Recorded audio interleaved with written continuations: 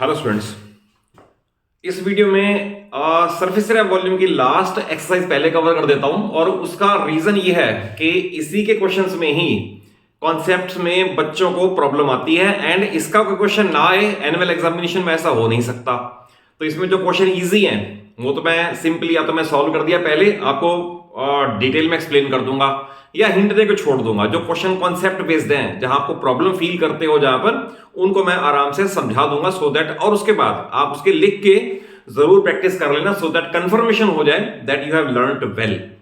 इससे पहले मैं आपको बता दूं, ये एक्सरसाइज स्फीयर पे बेस्ड है, तो आपको स्फीयर के फार्मूले मैंने लिख दिए हैं। Number 1, volume of sphere 4/3 pi r cube tips पे होना चाहिए। Then surface area of sphere 4 pi r square tips पे होना चाहिए।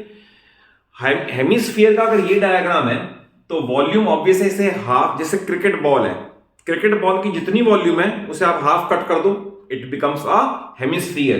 तो ऑब्वियसली वॉल्यूम भी इसका आधा हो जाएगा, और जब इसे आधा करोगे तो 2/3 पाई आर क्यूब, रट्टा मारने की नीड नहीं है, तो इसे हाफ करके भी हो जाएगा।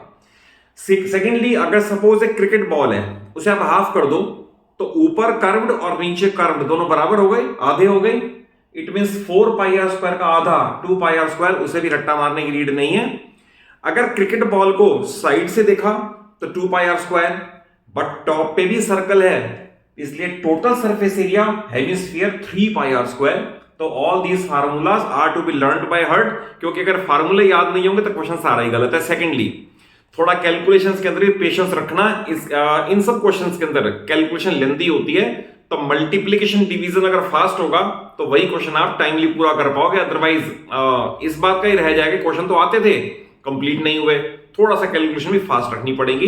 देखिए इसके अंदर क्वेश्चन नंबर 1 और 2 दोनों सेम है, सिर्फ ये फर्क है क्वेश्चन नंबर 1 में रेडियस दे रखा है, क्वेश्चन नंबर 2 में डायमीटर दे रखा है, उसे आप हाफ कर दो कि रेडियस आ जाएगी, और पूछी हुई है वॉल्यूम।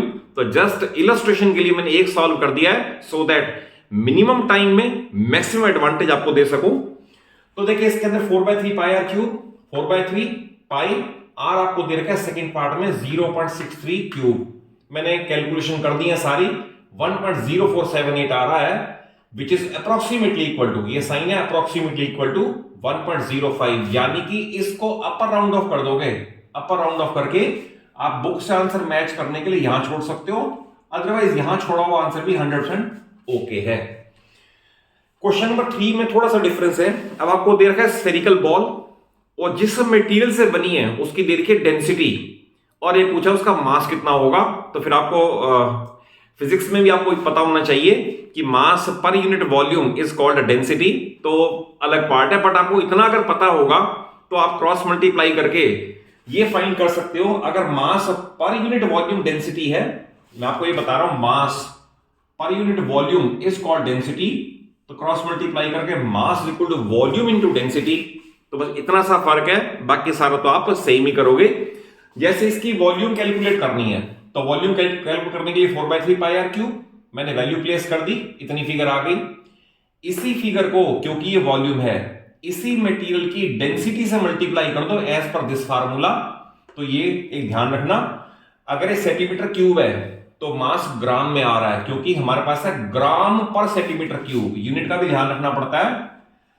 और अगर सपोज बड़ा यूनिट होता है ना, तो उसमें आता है किलोग्राम पर मीटर क्यूब।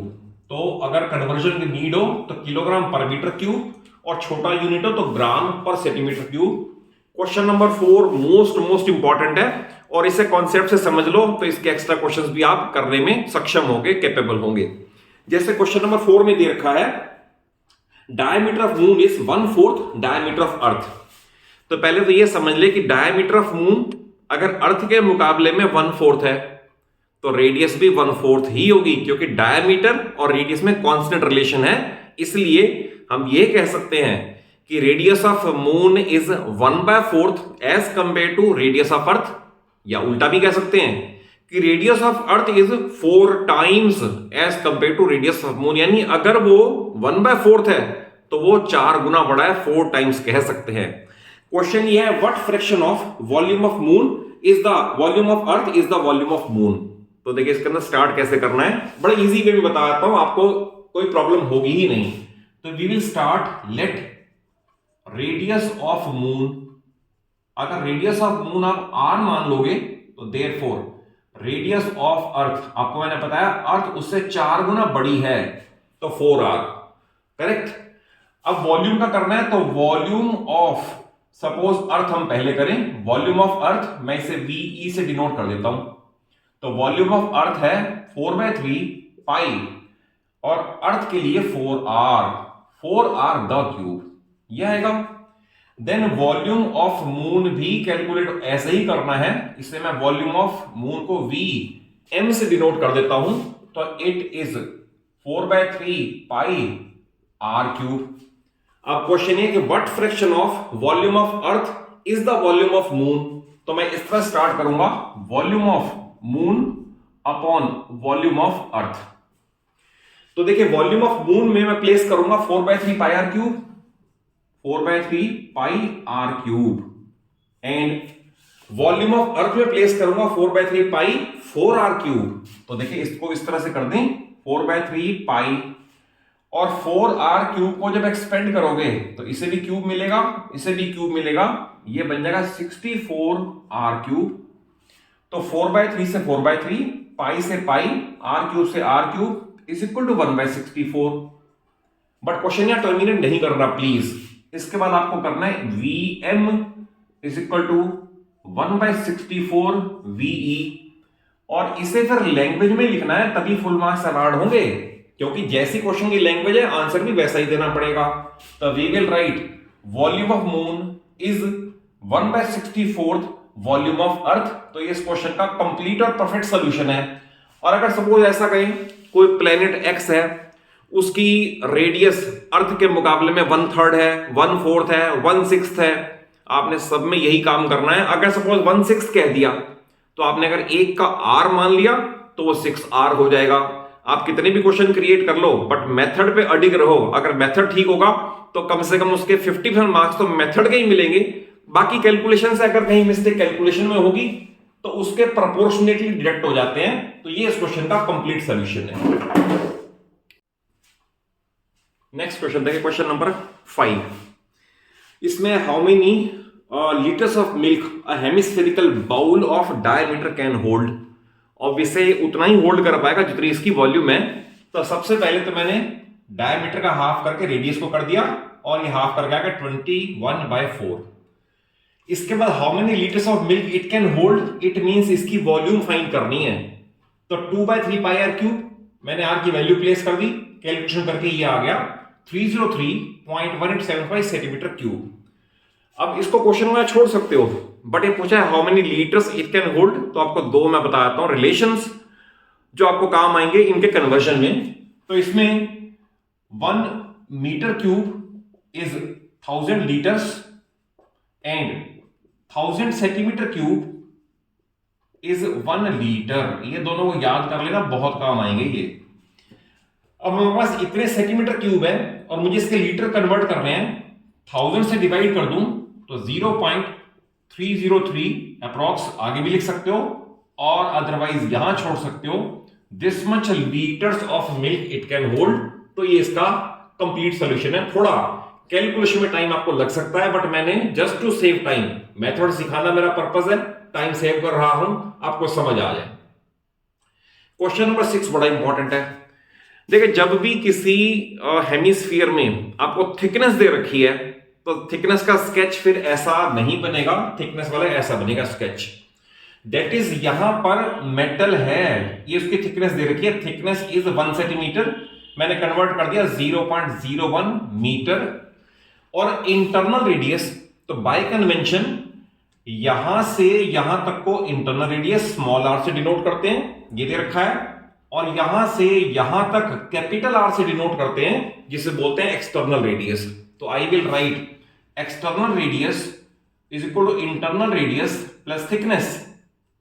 तो इस केस में अगर ऐड करोगे तो ये मैंने यहां कर दिया 1.01 मीटर, यानी यहां से यहां तक 1.01 और यहां से यहां तक 1 है। अब इसके अंदर क्वेश्चन ये पूछा हुआ है what is the volume of metal used in making this container. अब इसमें ये नहीं पूछा how many litres of water it can hold, अंदर उसकी कैपेसिटी नहीं निकालनी। तो मेटीरियल जो भरा हुआ है ना, इसके अंदर मेटल भरा हुआ है जिससे बना है, उसकी वॉल्यूम फाइंड करनी है। तो आप उसकी वॉल्यूम में अगर सारे की वॉल्यूम में से इंटरनल वॉल्यूम लेस कर दो तो you get the volume of metal use in making the container. So I have used volume of metal is equal to total volume with external radius minus internal volume with internal radius. तो 2/3 formula पता होना चाहिए, 2/3 pi r cube capital वाला minus 2/3 pi r cube small. बाकी यहां पर आकर थोड़ा कैलकुलेशन में टाइम लग सकता है, और 0.06348 metre cube is the volume of metal use in making this container. Question number 7 बड़ा सिंपल है। आपको वॉल्यूम दे रखी हो, सरफेस एरिया पूछा हो, या सरफेस एरिया दे रखा हो, वॉल्यूम पूछी हो, तो आपको सिर्फ दोनों फार्मूले आने चाहिए। जो दे रखा है वो प्लेस कर दो, उससे आर निकल आएगा। जो फाइंड करना है उसमें आर प्लेस कर दो, यू गेट द आंसर। जैसे ही इसमें आपको देखा सरफेस एरिया ऑफ स्फीयर 154 है, उसकी वॉल्यूम पता नहीं है, तो सरफेस एरिया का फार्मूला 4πr², वैल्यू पुट कर दी, कैलकुलेशन कर दी, कैलकुलेशन से आ गया 3.5। आप इसे अगर डेसिमल में प्रॉब्लम हो, क्योंकि इसके बाद यहां रूट लेना पड़ेगा, अगर स्क्वायर रूट लेने में डिफिकल्टी हो तो आप इसको ऐसा भी कर सकते थे, 22 से कैंसिल करते हैं 4, 22 से करते हैं 4, तो ये बन गया 7² / 2²। और जब आप रूट बोथ साइड लोगे ना, इधर तो हमारे पास है r², जब रूट बोथ साइड लोगे तो r वैसे भी है स्क्वायर, आप ऐसा लिखोगे 7/2 the whole square the whole root, तो square and square root they cancel out each other, you get 7/2 and 7/2 is 3.5। आप जैसे मर्जी कर लो, अगर स्क्वायर रूट लेना आता हो तो that is well and good, नहीं तो P/Q में भी आंसर सेम आएगा। अब पूछा हुआ इसके अंदर सरफेस एरिया ये आ गया, 7/2 आ गया, और इसकी पूछी हुई है वॉल्यूम, तो 4/3 पाई आर क्यूब, तो मैंने आर की वैल्यू यहां से उठा के प्लेस कर दी, तो we get the answer volume 179.67 centimetre cube. और ये क्वेश्चन बहुत इंपॉर्टेंट है, मैं इसे यहीं मार्क कर दूं और इसे थॉरली प्रिपेयर कर लेना, और इसके बाद के भी नेक्स्ट क्वेश्चन वो भी मोस्ट इंपॉर्टेंट है। क्वेश्चन है, एक बिल्डिंग की रूफ डोम शेप्ड में है, हेमिस्फेरिकल डोम शेप्ड में है, और इसको इंटरनली व्हाइट वॉश करने की ये कॉस्ट आती है इस रेट पे, ₹20 पर मीटर स्क्वायर रेट है, इतनी कॉस्ट आती है। तो आपको पूछा है इसके अंदर इसकी डोम की वॉल्यूम कितनी है, तो इसमें इंपॉर्टेंट ये है cost is equal to area into rate, ये जरूर याद कर लेना। जब आपको मान लो सपोज वॉल्यूम वाला आएगा तो यही फार्मूला बन जाएगा, cost is equal to volume into rate, but अभी एरिया से रिलेटेड है तो cost is equal to area into rate. White washing area पे होती है, इसलिए एरिया, तो मैंने वैल्यू प्लेस कर दी, एरिया आ गया 249.48 मीटर स्क्वायर। कौन सा area? Internal curve surface area. तो internal curve surface area hemisphere का ये फार्मूला होता है 2πr²। तो 2πr² जो एरिया की वैल्यू आ गई कहां से? इस फार्मूले से, cost is equal to area into rate से। तो यहां से r² की ये वैल्यू आ गई, इसका रूट बोथ साइड लिया, आप इसे भी P/Q से कर सकते थे, तो 6.3 सेंटीमीटर इसकी रेडियस आ गई। अब आपको पास रेडियस अगर पता चल गई, ये रेडियस आ गई 6.3 सेंटीमीटर या मीटर है, तो आप इसकी वॉल्यूम कैलकुलेट कर सकते हो, मैंने कैलकुलेटर से कर दी है। तो volume of this hemispherical dome shaped roof is 523.90 metre cube. और क्वेश्चन बहुत इंपॉर्टेंट है, जरूर लिख के भी प्रैक्टिस कर लें सो दैट कंफर्मेशन हो जाए। लास्ट के दो क्वेश्चन में, क्वेश्चन नंबर 10 में पहले करवाता हूं, सिंपल है, 9 को समझा दूंगा, इसे थॉरली समझ लेना because it is one of the most important question of this exercise and this chapter. जैसे क्वेश्चन नंबर 10 में एक स्फेरिकल कैप्सूल है, उसके अंदर आपको डायमीटर दे रखा है 3.5 mm मींस मिलीमीटर, तो मैंने हाफ करके रेडियस निकाल दिया, P/Q में कन्वर्ट कर लिया 7/4। क्वेश्चन है ये कितनी मेडिसिन होल्ड कर सकता है, या इसमें कितनी मेडिसिन आएगी, ऑब्वियसली इसके अंदर वॉल्यूम निकालनी है 4/3 पाई आर क्यूब, तो ये मैंने वैल्यू प्लेस करते 22.46 mm³ इसके अंदर मेडिसिन वाटर या जो भी लिक्विड होगा इसके अंदर आ जाएगा। इस क्वेश्चन को समझ लें। ये क्वेश्चन है 27 solid iron spheres each of radius r, मैंने स्केच बना दिया, r melted with surface area s, r melted to form a single sphere of radius r dash, surface area s dash। तो दो पार्ट पूछे हैं, r dash की क्या value है और एस डैश के रेशियो की न्यूमेरिकल वैल्यू क्या है। तो देखो स्केच से आपको समझ आ गया होगा, जब भी एक ध्यान रखना, मेल्टेड एंड रिकास्टेड क्वेश्चन आते हैं ना, तो वॉल्यूम डिस्ट्रॉय नहीं होती कभी भी, सरफेस एरिया बदलता रहेगा बट वॉल्यूम तो हमेशा सेम रहेगी। जैसे इसके अंदर ये है 27 स्फीयर्स हैं, ऑब्वियस है हर एक की वॉल्यूम 4/3 पाई r³ होगी। ये मेल्ट करके सिंगल स्फीयर बना दिया तो 4/3 पाई r⁻³ ये आ गया। क्योंकि बात को मैंने बताया वॉल्यूम डिस्ट्रॉय नहीं होती, 4/3 पाई कैंसिलेशन, तो 27 r³ is equal to r⁻³, और आप इसे लिख सकते हो 3r⁻³ एक इसमें और बता दूं, बड़े स्टूडेंट ये गलती करते हैं, क्यूब से क्यूब कट कर देते हैं, that is not the perfect way. आपको मैं परफेक्शन सिखा रहा हूं जहां का कोई मार्क्स डिडक्ट ना हो। कभी भी क्यूब से क्यूब कट नहीं करते, हम लिखते हैं taking a cube root both side. जैसे सपोज यहां तक लिख लिया, नेक्स्ट स्टेप में लिखोगे taking a cube root both side, उसको भी रिप्रेजेंट करने का तरीका ये है, आप इसको भी क्यूब रूट में शो करोगे और इसे भी क्यूब रूट में शो करोगे।